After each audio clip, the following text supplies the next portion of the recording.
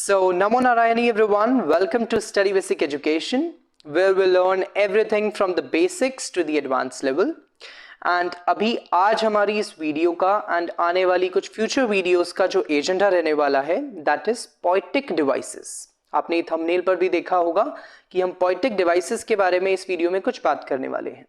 So my dear friend, what happens is कि poetic devices को कुछ प्लेस पर लिटरेरी डिवाइस भी बोला जाता है, लिटरेरी डिवाइसेस भी बोला जाता है, और ये आपको बहुत सारे जॉनर्स में हेल्प करेगा. लाइकवाइज एग्जामिनेशन पर्सपेक्टिव से हेल्प करेगा. और अगर आपका इंटरेस्ट है towards the field of English literature, so उस पॉइंट ऑफ टाइम पर भी आपको बहुत ज़्यादा हेल्प करने वाला है, because this works as the ornament of English. Poetic devices जो हैं वो हमारी इंग्लिश लैंग्वेज के ऑर्नामेंट्स की तरह वर्क करता है. फाइन. और एग्जामिनेशन पर्सपेक्टिव से अभी हाल फिलहाल तो ये 6 स्टैंडर्ड से ही पढ़ाया जा रहा है. Fine. And basically most important perspective अगर देखा जाए तो 9th to 12th में ज्यादा इंपॉर्टेंट हो जाता है. ये 6 से ही स्टार्ट कर दिया है. So this video can be for 6th to as much as in ahead we don't have a limit. Whomsoever wants to learn poetic devices, they can watch this video for sure. So first of all, let's have an overview of poetic devices which we are going to cover in this series particularly. So हम लोग इस series में इन 12 major poetic devices के बारे में बात करेंगे. First part में we will be covering today alliteration, assonance and consonants. बाकी 3 simile, cacophony and rhyme in the next part. And in third part, allegory, allusion, irony. And in the fourth part, metaphor, oxymoron and personification. So ये कुछ 12 major हमारे पास literary devices हैं या poetic devices हैं जिनके बारे में हम इस पर्टिकुलर वीडियो के अंदर में बात करने वाले हैं. Fine. So let's get started with the first one which is alliteration. So first of all let's see कि एलिट्रेशन होता क्या है. एलिट्रेशन के अंदर क्या पर्टिकुलरिटीज हैं, क्या इसकी कैरेक्टरिस्टिक्स हैं. एलिट्रेशन सेज अबाउट कि रेपिटेशन ऑफ सेम साउंड, किसी भी साउंड की repetition at the start of series of words. So this is very easy. What says कि अगर कोई सीरीज ऑफ वर्ड्स दिया हुआ है और उसके जो स्टार्टिंग में साउंड आ रही है, I repeat sound, not the letter.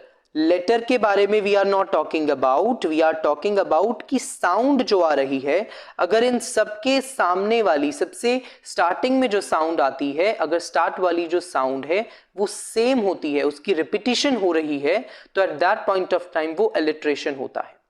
और एलिट्रेशन बेसिकली लिरिकल ल्यूलिंग इफेक्ट देता है, इमोटिव इफेक्ट देता है किसी भी एक राइटिंग को.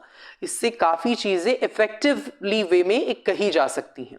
फाइन. सो इसको और ज्यादा क्लियर करने के लिए we can have some examples wherein we have the fair breeze blew, the white foam flew, and the furrow followed free. We were the first to ever burst into the silent sea. तो अब हमें देखना है कि इसमें alliteration कैसे use हुआ है. सो एलिट्रेशन सबसे फर्स्ट लाइन में देखते हैं, ब्रीज ब्लू. तो यहां पर पहले बी की साउंड आई, फिर यहां पर भी बी की साउंड आई. तो इस लाइन के अंदर में एलिट्रेशन है क्योंकि बी साउंड का रिपीट हो रहा है. बी जो साउंड है उसकी रिपीटिशन यहां पर हो रही है. Fine. Then coming to the second line where we have foam flew. So यहां पर भी एफ साउंड की रिपीटिशन हो रही है, और रिपीटिशन हो रही है, सो दैट मीन्स एलिट्रेशन है. और एलिट्रेशन इज ओनली देयर जब हमारी ये जो साउंड की रिपीटिशन है ये स्टार्टिंग में हो, वर्ड की स्टार्टिंग में और सीरीज हो. Then coming to the third line which says furrow followed free. सब में एफ साउंड है जो रिपीट हो रहा है.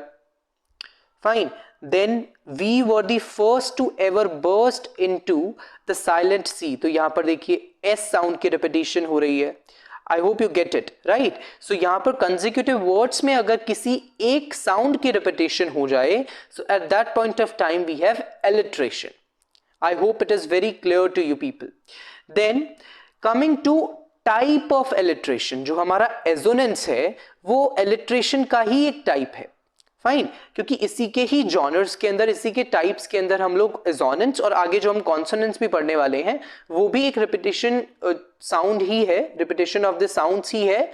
एक में वाउल साउंड की रिपीटिशन हो रही है एजोनेंस के अंदर वाउल साउंड की रिपीटेशन दिखाई जाती है अगर किसी लाइन के वर्ड के स्टार्टिंग के अंदर में अगर रिपीटेशन हो एजोनेंस आएगा if the repetition is of vowel. Fine.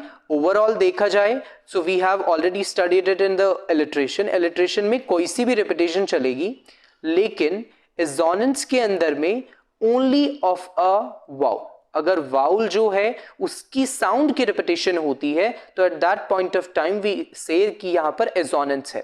Vowel कौन कौन से होते हैं? Everyone of us is known. A, E, I, O and U. So basically अगर इनकी साउंड रिपीट हो, आई रिपीट, इनकी साउंड, ये वाउल आ रहा है या नहीं आ रहा है दैट डज नॉट मैटर, या कोई और कॉन्सोनेंट आ रहा है या नहीं आ रहा है दैट डज नॉट मैटर, लेकिन अगर ये 5 में से साउंड आ रही है कोई भी, जैसे अ, ए, ई, ओ, ऊ, अगर इनमें से कोई 5 साउंड्स में से कोई साउंड आ रही है तो at that point of time हम लोग बोल सकते हैं कि we have assonance over there. Right. So let's see few examples of assonance wherein we have no pain no gain. So यहां पर देखिए o, no, o and o. Right. Keep your eyes on the prize.